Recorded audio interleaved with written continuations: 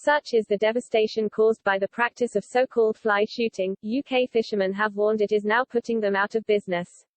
Speaking to Express.co.uk, Chris Thorne, Greenpeace's ocean manager, claimed the practice is an existential threat to small-scale fishers in the UK. Not only is it putting them out of business, but these fleets can also fish up to 11 times the capacity of a smaller boat and are doing wide-scale damage to the seabed up to 12 nautical miles from the UK's coastline. He said, it's been estimated that a fly shooting vessel has the same fishing capacity as between 4 to 11 small boats, and or so it is up to 11 times more efficient as small-scale fishing. Mr. Thorne added, so small-scale fishers on both sides of the channel in both England and France, they're really concerned about fly shooting.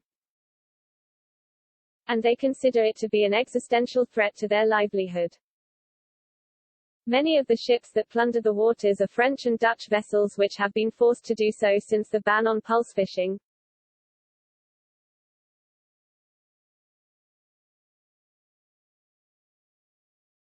So-called fly shooting uses heavy nets pulled across the seabed which startles fish and forces them into the space between ropes. Such is the efficiency of fly shooting. Greenpeace estimates there are up to 75 vessels which have licenses to plunder waters in the Channel. 15 of those are thought to be British flagged. After plundering the waters, UK fishermen told Greenpeace they are forced to leave vital areas alone for up to 2 months in order for the fish stocks to recover, and have called on the government to ban the practice. In 2019, the UK banned the practice of pulse fishing by EU and English-registered vessels, which came into effect at the beginning of this year.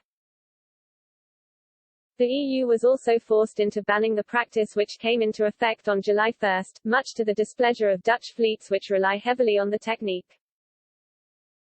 Due to this, many fleets have turned to fly shooting, and Mr. Thorne has claimed in the last year, many new fleets have emerged, turning it into one of the main areas of concern for the organisation. Last week, Greenpeace was also forced to track and deter a Dutch flag trawler from the UK's fishing waters. The gigantic trawler had entered an environmental zone to hoover up fish stock but was forced to leave after Greenpeace tracked its movements. The Willem van der Zwaan moved through a marine protected area off the Sussex coast. Due to this, the group has called on the government to level up the UK's waters and protect them from being plundered. Fiona Nichols, a Greenpeace UK Oceans campaigner, said, supertrawlers like the Willem van der Zwaan spend thousands of hours each year fishing inside our protected areas at sea.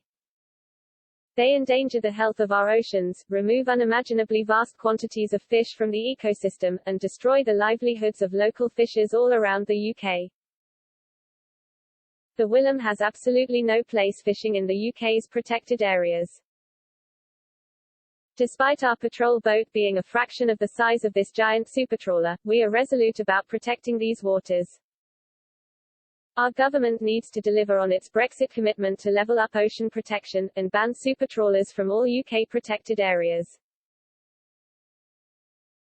This would make Britain a world leader in marine protection, but if our government refuses to turn its rhetoric into action, we will continue to do all we can to protect our oceans.